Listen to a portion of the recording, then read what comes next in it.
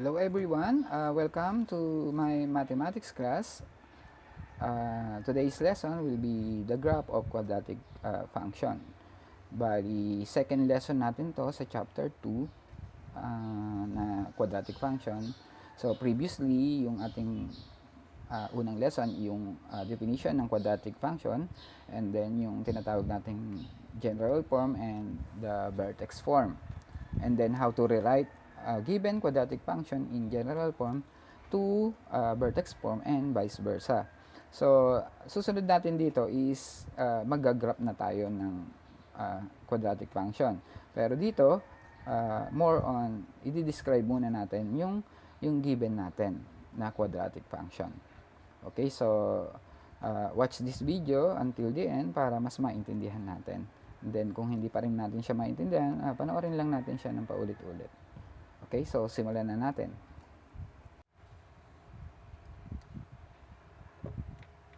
Okay, so the graph of quadratic function is a smooth curve known as the parabola. So, the parabola can open upward or downward.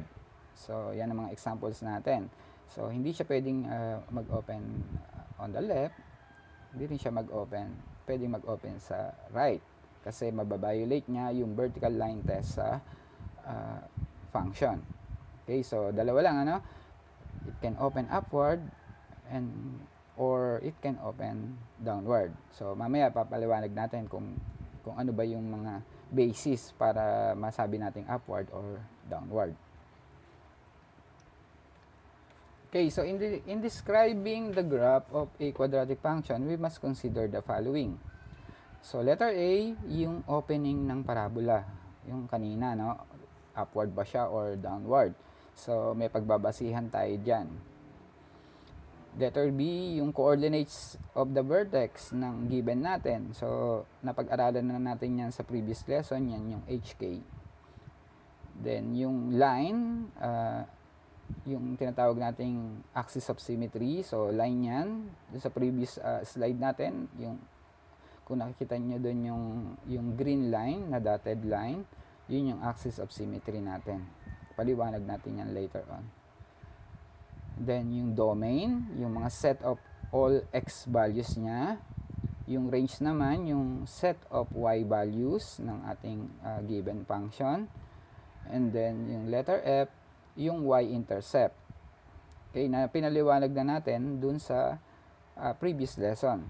So, yung x-intercept natin, we will have another video lesson for that. Kasi i-convert natin yung given natin na quadratic function to quadratic equation para ma-solve natin yung mga roots. So, yung mga roots na yun yung mga zeros na tinatawag or yung x-intercept, I mean.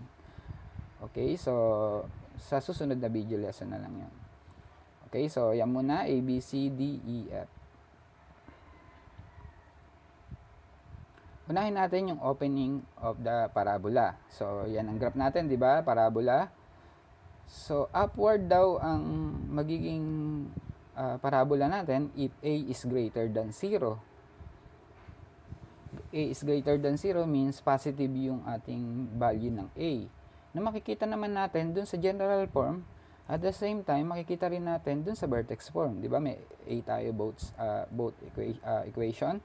And the vertex is at the minimum point. Ayan siya. Nasa pinakamababang point daw siya, yung vertex. So, unang-unang i-describe mo, opening of the parabola, upward, and then sabihin mo na lang, the vertex is at the minimum point. Kapag downward naman siya, if A is less than 0, ibig sabihin, negative yung value ng A natin. And the vertex is at the maximum point.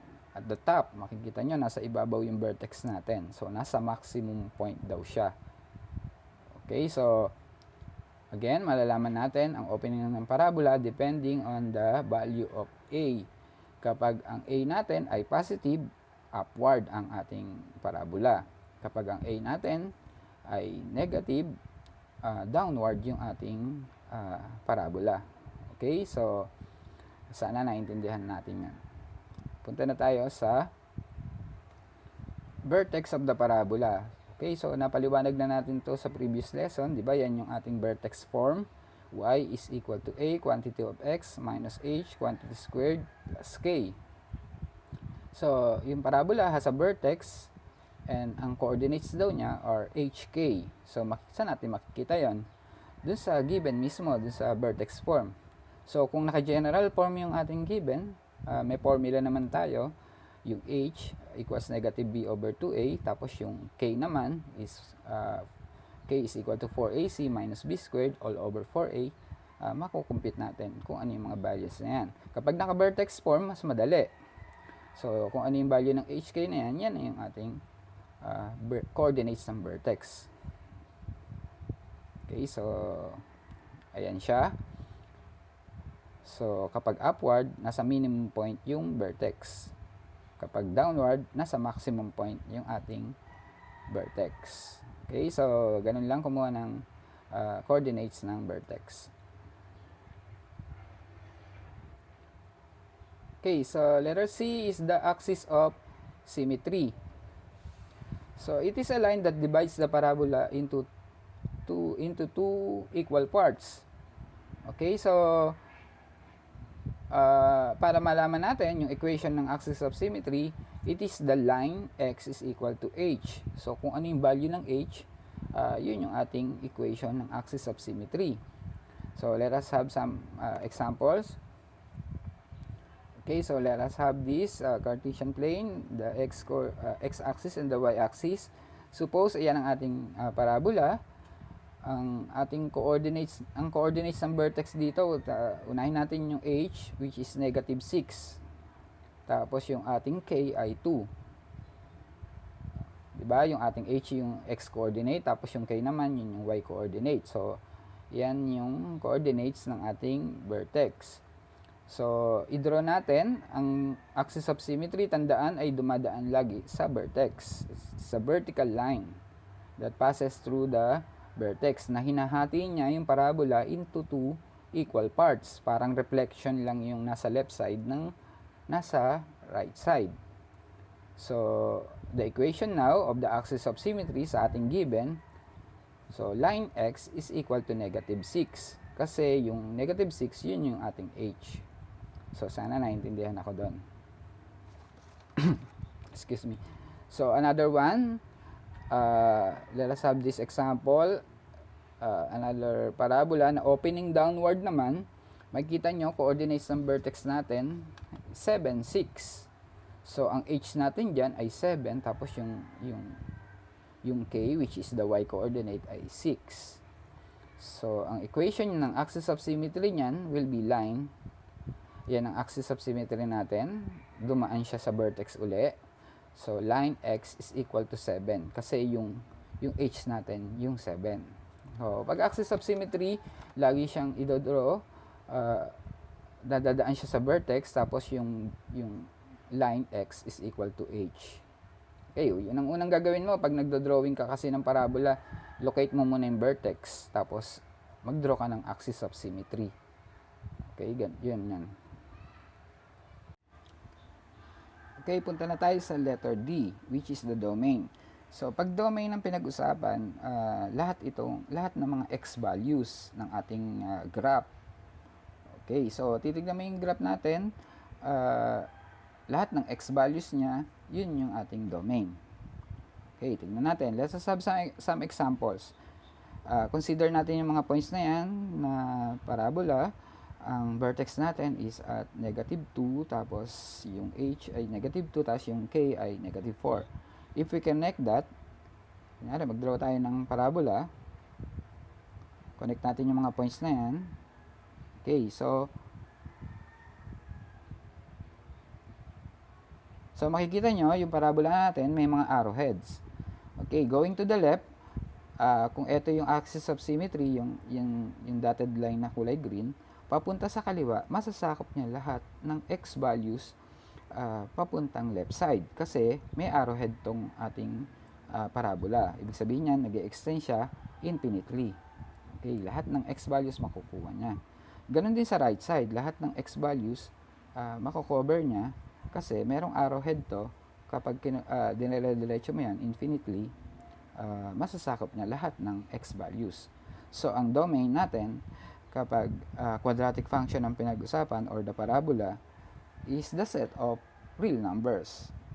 So, lahat ng x values, lahat ng real numbers. Yan ang ating domain. So, palagi yan, domain, the set of real numbers. Okay, so punta tayo sa letter E, which is the range. So, kapag range naman ng pinag-usapan, lahat naman ito na mga y values ng ating magiging graph. Okay, so it will depend on the opening of the parabola and the value of k. Kasi kung opening upward yan, lahat ng papunta sa taas. Lahat ng value ng y papunta sa taas. And then, kung downward naman yan, lahat ng papunta sa ibaba. Okay? Tignan natin. Let us have some examples. Suppose yan ang ating parabola. Ang vertex niya is negative 6, yung h, tapos negative 2 ang k. So, titingin tayo dito sa value ng k kasi yun yung y coordinate natin, di ba? So, if we connect those points, so, ayan ang ating magiging parabola. So, ang range natin dito will be mula dito sa value ng k na yan, papanik sa taas. Lahat ng value ng k papanik sa taas. Okay, infinite yan. So, yung nasa baba, hindi kasama kasi yung ating parabola is going up. So, range natin, set of all y such that y is greater than or equal to negative 2. Kasi negative 2 ang ating value ng k. Papanik sa taas, greater sa negative 2. Another example. Okay, opening downward naman. Connect muna natin yan. So, ayan, connect muna natin yung mga points na yan. So, the parabola opens downward. May arrowhead na pupuntang baba. So, lahat ng y values naman mula dito papunta sa baba. Yan ang ating magiging range. So, makikita nyo, yun sa taas, hindi naman kasama sa graph. Diba? So, ang range natin dito will be set of all y such that y is less than or equal to positive 5 kasi ang k natin dito nakikita nyo sa vertex which is 5. Okay, so sana naintindihan nyo kung paano kunin yung range. So sa mga examples natin, makikita nyo, mas maintindihan nyo. Value lang ng k and yung opening ng graph. Then naman tayo sa letter F, which is the y-intercept.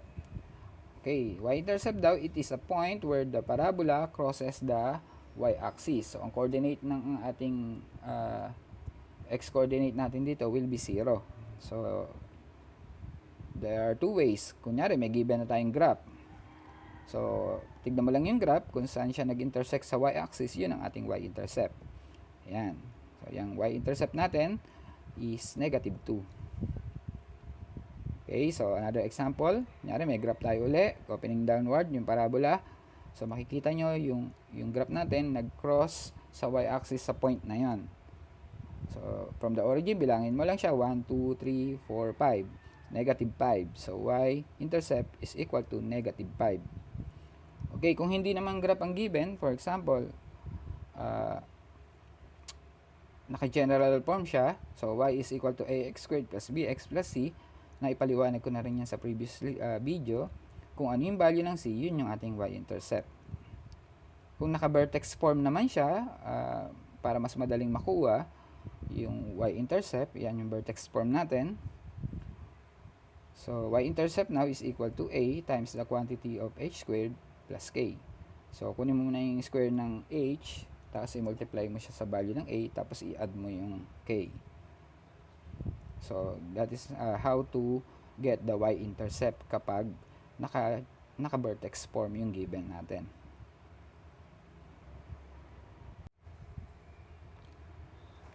Okay, let us have the following example. Describe the following quadratic function. So, number 1, y is equal to x squared. So, ito yung pinakamadali, ano? Y is equal to x squared. Wala siyang linear term. General form yan. At the same time, naka-vertex form din yan. Okay, letter A. Opening of the graph. Ang A natin dito is 1. Hindi lang na sinusulat, positive 1. So, opening ng graph, since A is equal to 1, the parabola opens upward and the vertex is at the minimum point.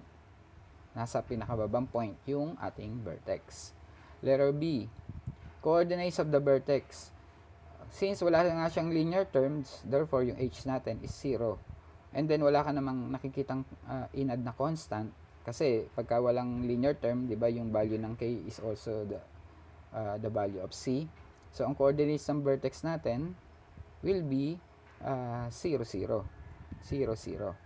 Okay? So kung i-graph na natin siya, i-plot na natin 'yan. Then i-draw natin yung sumunod, yung axis of equation of the axis of symmetry. Okay, 'di ba dumaan siya sa vertex? 'Di ba ang equation ng axis of symmetry is line x is equal to h. So, dun sa letter B natin, makikita mo yung h natin ay 0. So, ang equation ng axis of symmetry natin will be line x is equal to 0. O, ganun lang, no? And then, letter D, domain. So, pinaliwanag na natin kanina yan. Yung domain is always the set of real numbers. Kasi nga, sakop niya lahat ng x values left side and then right side. Letter E, which is the range. So, titingin naman tayo sa k. Ang k natin ay 0. Since upward siya, so lahat ng greater or equal to 0 na value ng y. So, ang range natin dito will be set of all y such that y is greater than or equal to 0. Since upward nga yung ating parabola dito.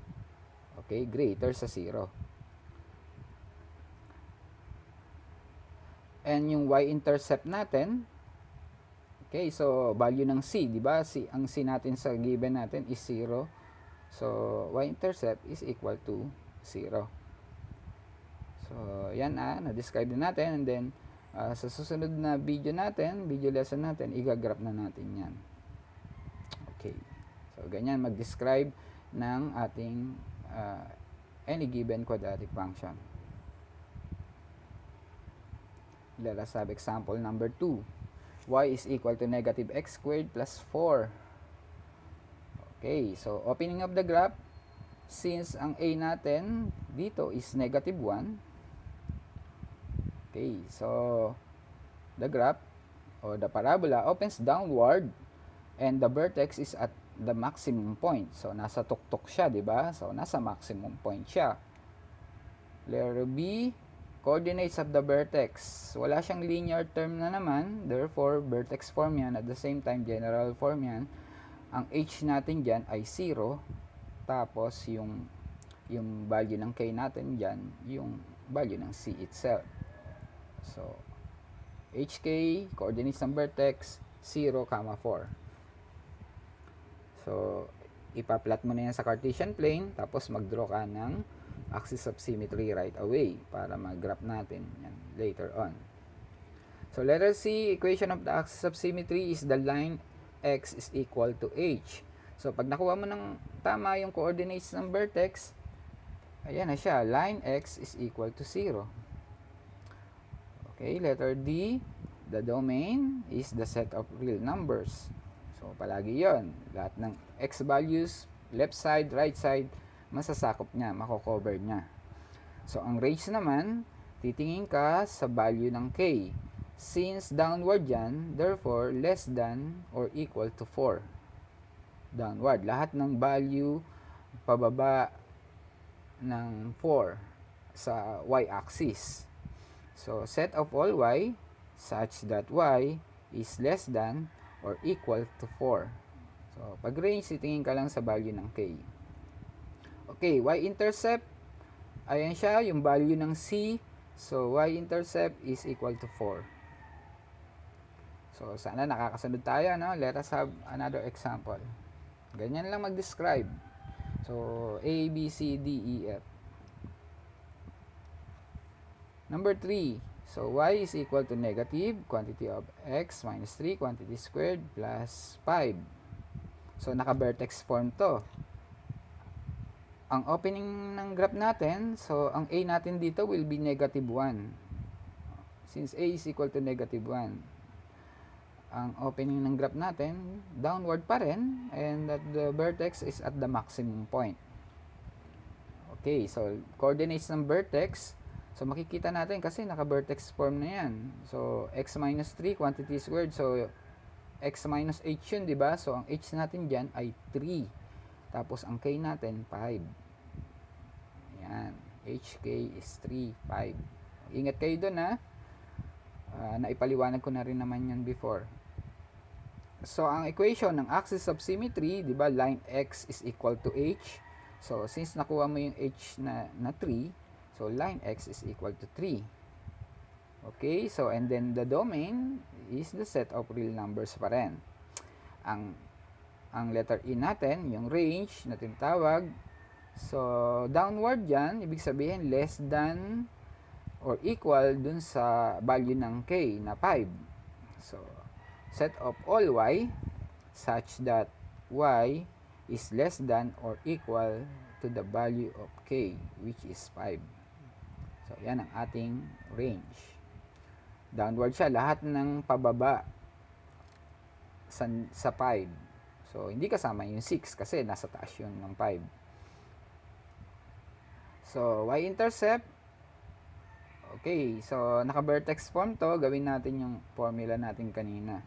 Y-intercept is equal to a times the quantity of h squared plus k. So, kunin mo muna yung square ng h.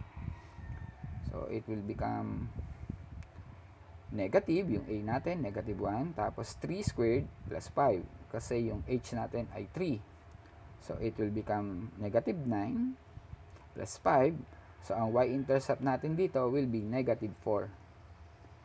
Okay, so sana naintindihan yung y-intercept. So, pagkuha ng y-intercept, naka-vertex form kasi yung given. Okay? Another example, y is equal to 2 times the quantity of x plus 2 quantity squared minus 6. Naka-vertex form siya, no? Opening ng ating graph dyan, since ang a natin ay 2, given, positive siya, therefore, the parabola opens upward and the vertex is at the minimum point. Kasi upward siya, yung vertex mo ay nasa ibaba, nasa minimum point daw. Then, yung coordinates of the vertex, makikita natin yan dun sa given itself kasi naka-vertex form yan. So, ang HK natin dito will be negative 2 at negative 6. Sir, plus 2 yun eh. Ba't naging negative yun? Naipaliwanag ko na yun before. Kaya siya naging plus 2. Kaya siya naging x plus 2 because yung h natin dyan ay negative. So, sana naintindihan ako doon, ano? So, equation ng axis of symmetry, titingin ka lang dun sa value ng h. Kaya pag nagkamali ka dun sa letter B, magkakamali ka na rin sa equation of axis of symmetry. So, line x equals to negative 2. Kapag na-locate mo yung vertex sa letter B, i-draw mo agad yung axis of symmetry. Kasi, andun dumaan yung ating, yung axis of symmetry ay dumaan sa vertex. So, domain natin, always set of real numbers. And then, yung range natin, since upward yan, greater or equal sa value ng k, which is negative 6. So, set of all y, such that y is greater than or equal to negative 6. And then, yung y-intercept natin, parang yung nasa example number 3 lang, gawin mo rin uli ito. Y-intercept is equal to a, tapos h squared plus k. Kunin mo muna yung square ng h, that will be 4, tapos times 2 mo, 8, 8 minus 6 will be, y-intercept natin is equal to 2. Okay, ganun lang mag-describe ng quadratic function. Mapa general form pa yan or mapa vertex form. Okay, opening the graph muna, then coordinates of the vertex, equation of axis of symmetry, the domain and the range, y-intercept, yung zeros na tinatawag or yung x-intercept, ipapaliwanag ko na lang yan sa susunod na lesson. Okay, so sana naiintindihan nyo. That's the end of the discussion. Thank you for watching. God bless everyone.